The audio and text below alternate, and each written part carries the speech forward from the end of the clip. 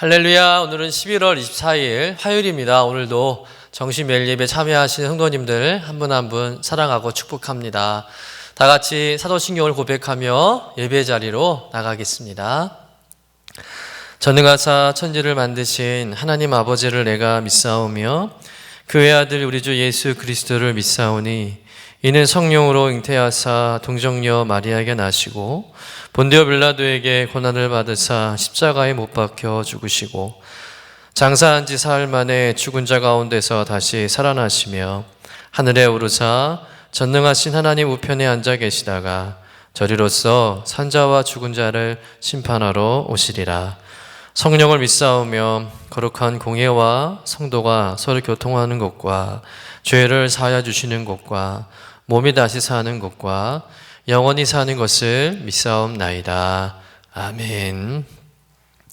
다 같이 찬송가 280장 천부여 의지 없어서 우리 함께 찬송하겠습니다.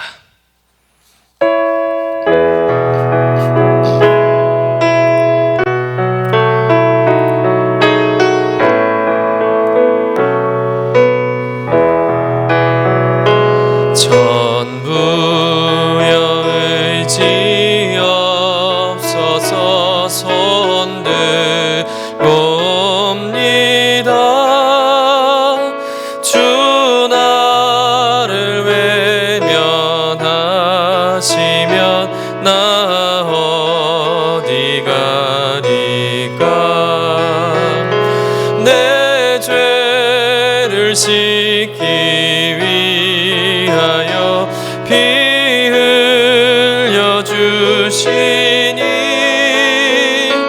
고백게 하는 마음으로 주 앞에 옵니다.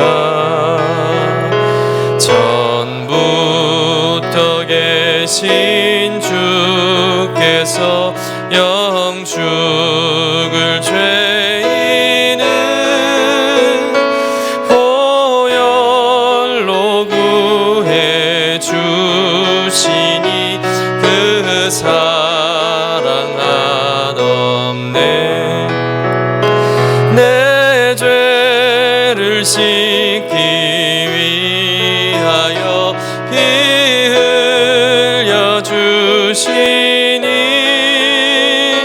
고백게 하는 마음으로 주 앞에 옵니다.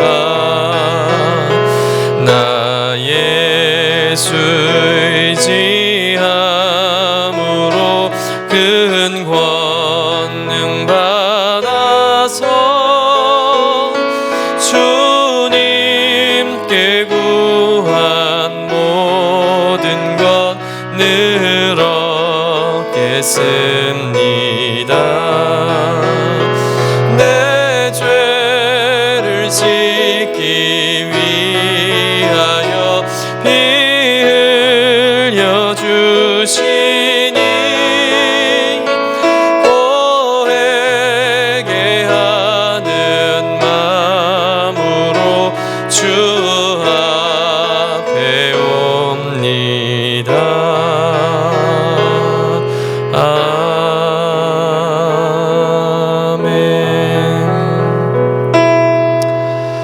이 시간에는 이제 고3 수험생과 취업생을 위한 기도의 시간을 갖겠습니다. 우리 먼저 우리 자녀들의 이름 한 명 한 명의 이름을 하나님께 아뢰며 의탁하는 시간을 갖겠습니다. 김별, 김예원, 김준서, 김현중, 류고은, 유소명, 박진영, 서아이린, 서예빈, 엄태준, 윤호성, 이승민, 이재원, 이지성, 이창규, 이혜연, 임소연, 주형은, 지수민. 자, 우리 자녀들 위해서 첫 번째 시험에 준비한 모든 과정 가운데 건강과 지혜와 집중력과 평안한 마음을 주옵소서.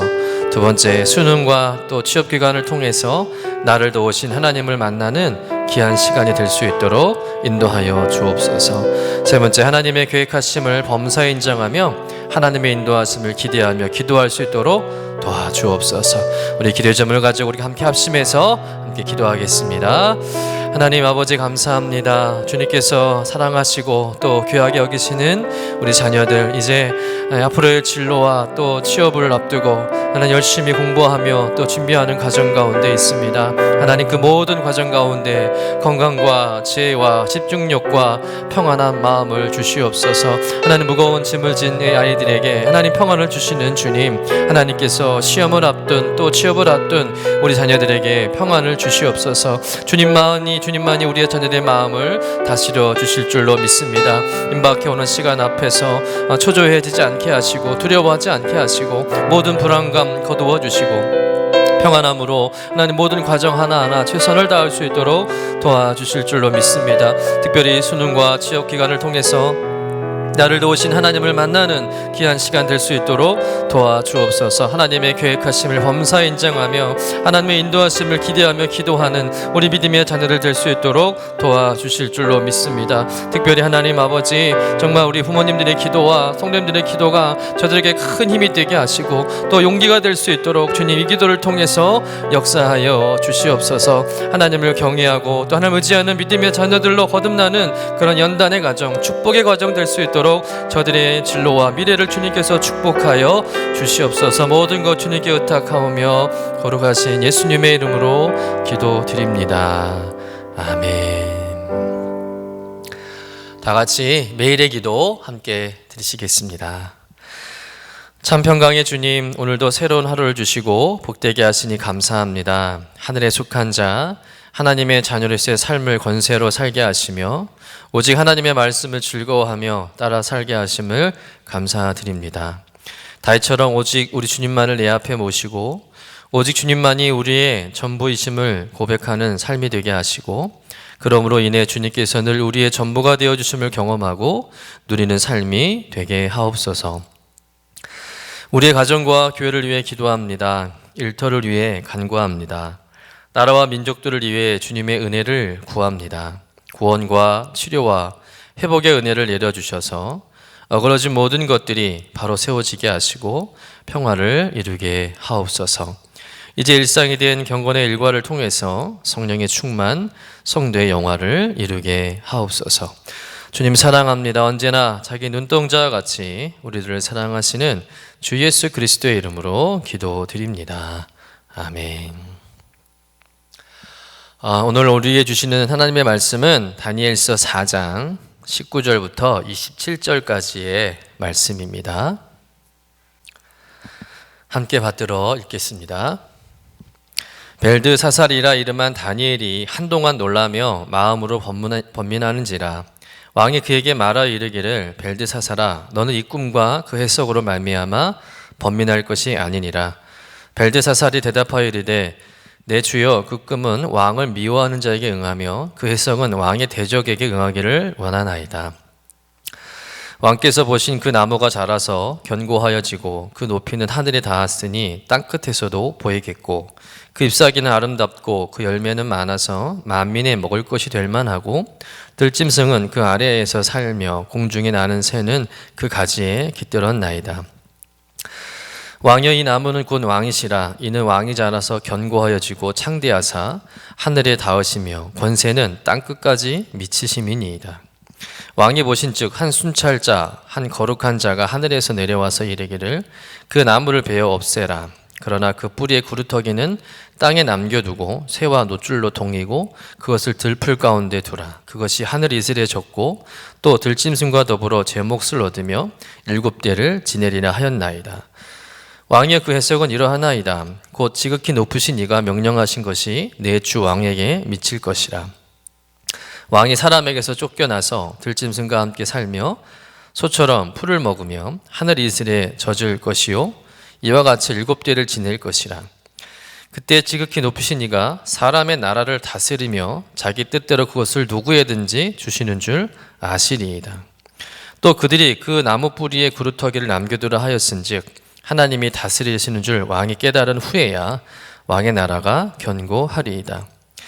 그런즉 왕이여 내가 아뢰는 것을 받으시고 공의를 행함으로 죄를 사하고 가난한 자를 긍휼히 여김으로 죄악을 사하소서. 그리하시면 왕의 평안함이 혹시 장구하리이다 하니라. 이는 하나님의 말씀입니다. 아멘. 오늘 다니엘서 4장의 말씀은 바벨론과 또 바벨론이 다스리는 그 모든 열방에 내린 느부갓네살 왕의 조서인데, 그 조서의 내용을 좀 살펴보면 마치 느부갓네살 왕의 자기 회고록 같은 그런 내용의 특징을 갖고 있습니다. 그러니까 다니엘서 4장은 이미 자신이 경험한 것을 토대로 내가 이러이러한 것을 겪었으니까 너희들도 이 조서를 잘 보고 그 조서대로 행하라 라는 그런 내용인 것이죠. 그러면 느부갓네살 왕이 무엇을 겪었습니까? 바로 자기가 꾼 꿈을 통해서 몸소 체험하고 겪은 내용이 있다는 것이죠. 다니엘서 2장에서 우리는 이미 느부갓네살 왕이 꿈을 꾸은 것을 우리가 살펴보았습니다. 그 꿈의 내용은 어떤 꿈이었습니까? 바벨론의 운명과 또 역사의 미래에 대한 예언의 말씀이었죠. 그런데 4장에 와서 이제 느부갓네살 왕이 또 꿈을 꾸게 되었는데, 이 4장에서의 꿈은 바로 느부갓네살 왕 자신의 신상에 대한 꿈이었다는 겁니다. 어떤 꿈이었습니까? 땅의 중앙에 아주 큰 나무가 있는데 그 나무가 얼마나 높고 큰지 그 나무가 하늘 꼭대기까지 닿았다는 것입니다. 그래서 바벨론 어디서든지 그 나무를 볼 수 있는 것이죠. 게다가 그 나무의 잎사귀는 풍성하고 아름답고 또 그 열매는 많아서 많은 사람들이 와서 그 열매를 먹게 되고 또 들의 짐승과 또 각종 새들이 와서 그곳에서 편안히 쉬게 되는 그런 좋은 안식처가 되었다는 것이죠. 여기까지의 꿈의 내용을 보면 길몽 같습니다. 얼핏 들어도 꿈의 내용이 너무 좋죠. 그런데 그 다음이 문제입니다. 또 꿈이 이어지는데 어떤 꿈의 내용입니까? 갑자기 하늘에서 큰 소리가 난 것입니다. 어떤 소리입니까? 한 순찰자가 하늘에서 내려서 이르기를 그 큰 나무를 베어버려라. 나무를 잘라버리라는 겁니다.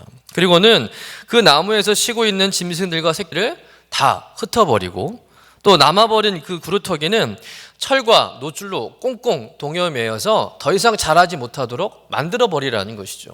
그리고 그 구루터기는 7대를 지내며 이슬해졌고 들짐승처럼 산다는 그런 내용이었습니다.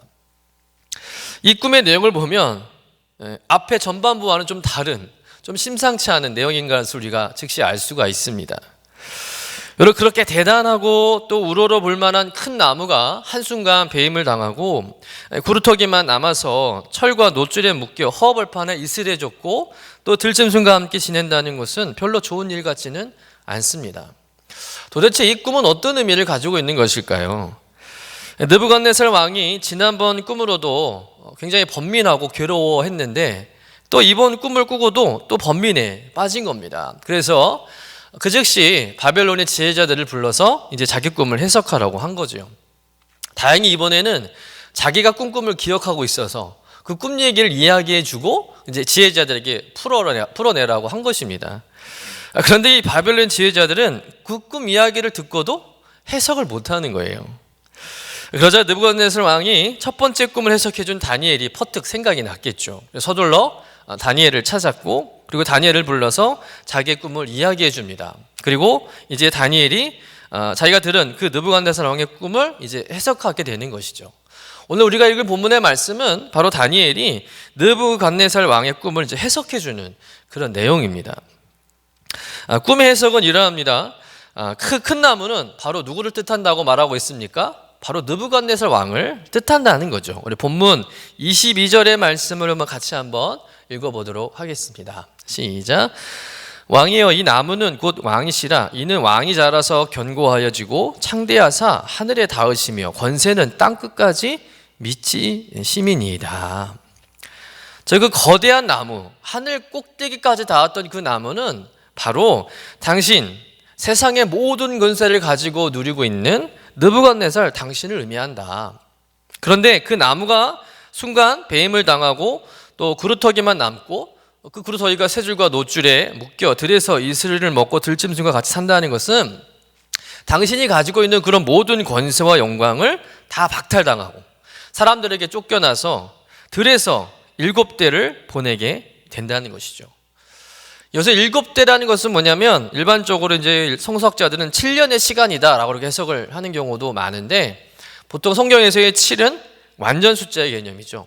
어떤 일에 있어서 필요한 충분한 시간을 의미합니다. 즉 느부갓네살 왕이 오랜 시간 동안 짐승과 함께 거하면서 소처럼 풀을 뜯어먹는 그런 존재가 된다는 것이죠. 그럼 모든 것을 다 가지고 누렸던 최고 절대 권력자가 하루아침에 몰락을 해버리는 겁니다. 어느 정도의 몰락입니까? 오늘 말씀해 보면 들짐승처럼 된다. 멀쩡한 사람이 미치광이가 된 것입니다. 실제로 바벨론 역사에 보면 이 느부갓네살 왕이 어느 날 갑자기 사라졌다가 상당 기간 오랫동안 보이지 않다가 죽기 2년 전에 다시 나타났다는 그 기록이 있다고 하더라고요. 정말 느부갓네살 왕이 정신병에 걸려서 정말 들의 짐승처럼 그렇게 광야에서 산속에서 살았다는 것이죠. 여러분, 어떻게 무소불위의 절대 권력을 가지고 마치 세상의 주인이 자신인 양 그렇게 의기양양했던 느부갓네살 왕이 이렇게 하루아침에 몰락하게 되었을까요? 그것은 바로 느부갓네살 왕의 교만함 때문이라는 것입니다. 그러니까 하나님께서 이 느부갓네살 왕으로 하여금 이번 꿈을 꾸게 한 그 이유는 하나님께서 그의 교만함을 꺾으시고, 그래서 그로 하여금 낮아지게 하시려고 하나님은 이 느부갓네살 왕을 심판하시고 또 그로 하여금 고난을 겪게 하신 것이었다라고 우리가 생각할 수 있는 겁니다. 결국 이후 이 느부갓네살 왕이 이것을 몸소 직접 경험하고 7대 만에 정신을 이제 되찾고 회복하게 됩니다. 그리고 이제 회개하는 거예요. 그러면서 느부갓네살 왕이 깨달은 게 뭐가 있습니까? 하나님 앞에 철저히 그가 깨어진 것이죠. 낮아진 것입니다.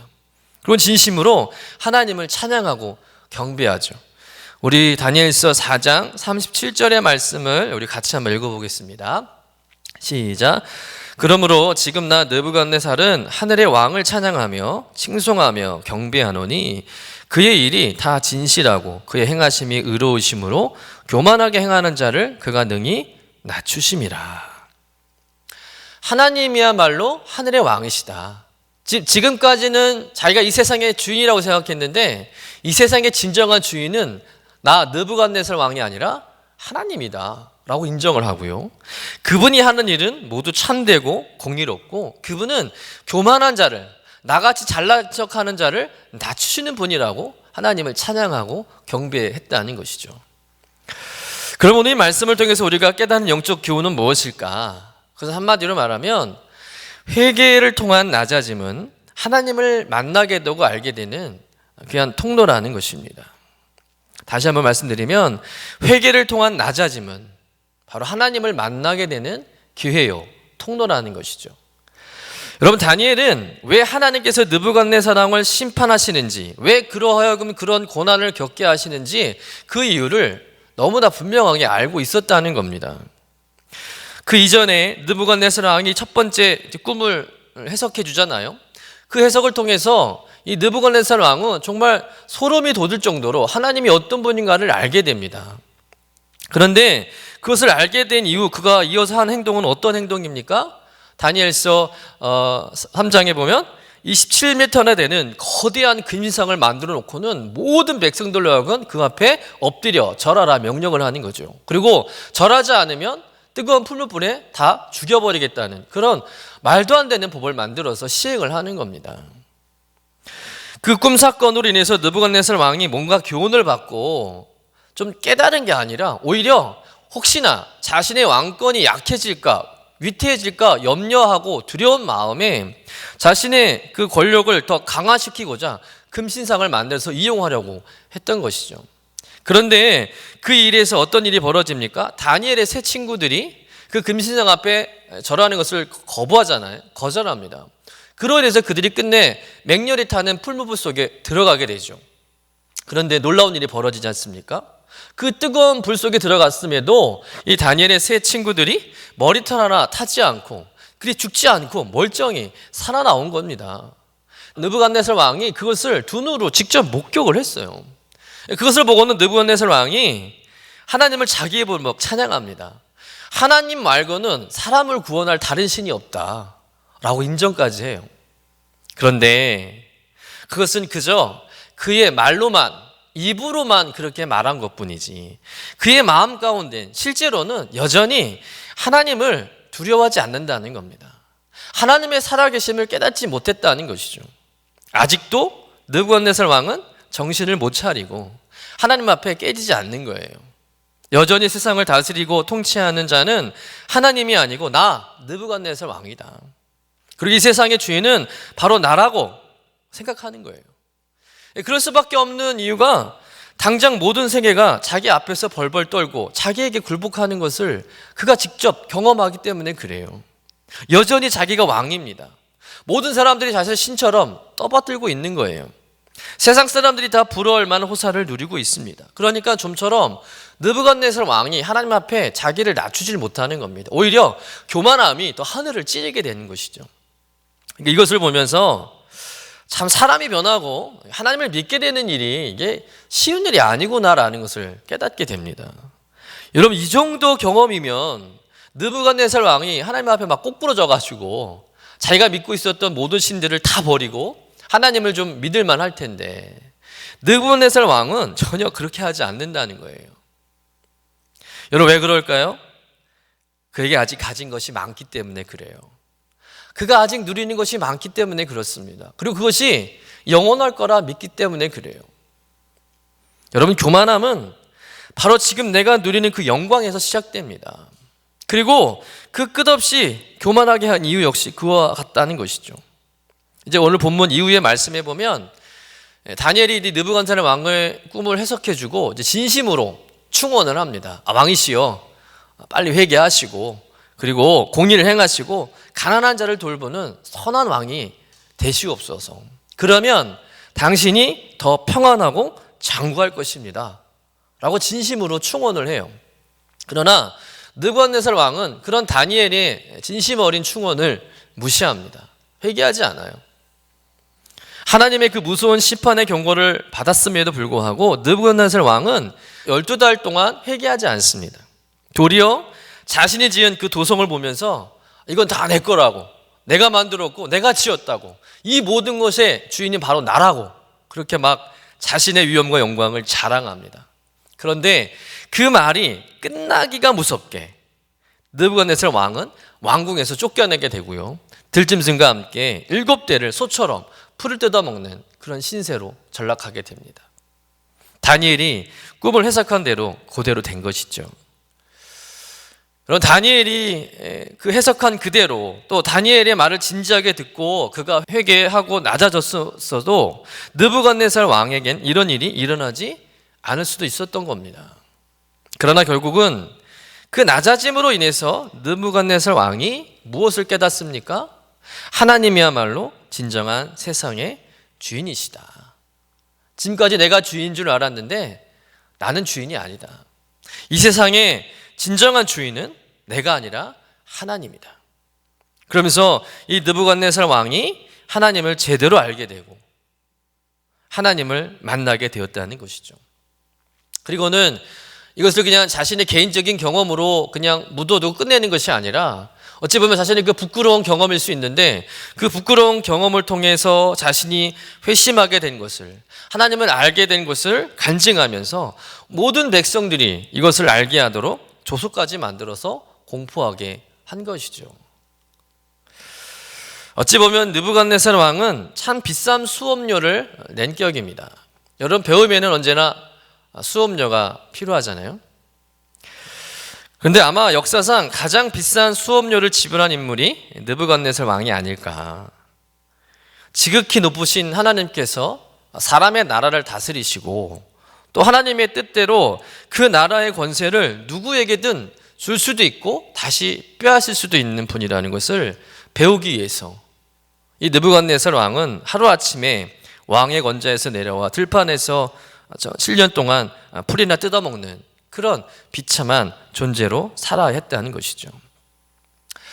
여러분, 우리 하나님은 우리가 하나님 앞에 낮아지지 않고 교만하고 또 하나님의 다스림을 인정하지 않으면 어떻게 해서라도 우리를 낮아지게 하시라는 분이라는 겁니다.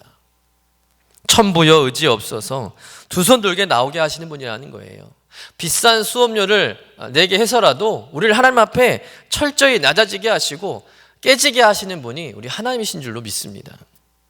그래서 우리 하나님은 때로는 의도적으로 우리의 교만을 꺾으시려고, 우리를 낮아지게 하시려고 우리가 가진 것들을 흩어버리실 때가 있습니다.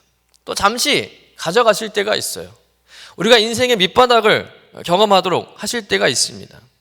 잘 나가던 사업이 갑자기 어려워지게 되기도 하고, 어느 날 몸이 좀 이상해서 병원에 갔더니 큰 질병에 걸린 것을 알게 되기도 하고, 또 자녀로 인해서 속을 썩기도 하고, 여러 가지 인간관계 문제들로 인해서 힘들어질 때가 있습니다. 여러분, 왜 그런 일이 우리 일상 가운데, 인생 가운데 벌어집니까? 그것은 하나님께서 우리의 교만함을 꺾으시고 낮아지게 하심으로 인해서 우리가 오직 하나님만 바라보는, 하나님이 기뻐하시는 온전한 자녀로 세우시기 위한 시험이요, 연단이라는 것입니다. 여러분, 가만히 여러분의 신앙과 인생을 돌이켜보면 그런 어려운 일로 인해서 우리가 회개하게 되고 또 깨지게 되고, 그래서 하나님을 알게 되고 하나님을 깊이 만나게 되지 않았습니까? 여러분, 내 삶에 그런 낮아짐이 없었다면, 내 삶에 그런 깨어짐이 없었다면 내가 지금 하나님 앞에 온전한 믿음의 사람으로 설 수 있었을까요? 아마도 힘들었을 겁니다. 느부갓네살 왕처럼 더 비싼 수업료를 지불해야 했을지도 몰라요. 정말 그만한 게 은혜고 다행이라고 여겨질 것입니다. 여러분, 하나님 앞에서 우리가 낮아지고 깨지는 것은 절대 손해보는 일이 아닙니다. 우리 하나님은 반드시 그 과정을 통해서 우리를 더 축복해 주시는 그런 과정인 줄로 믿습니다. 지금의 코로나도 어찌 보면 그간 교만했던 한국 교회를 낮추시고 주님 앞에 무릎 꿇게 하시고, 그래서 교회로서의 그 온전한 사명을 다시 회복하도록 연단하는 과정이라고 생각합니다.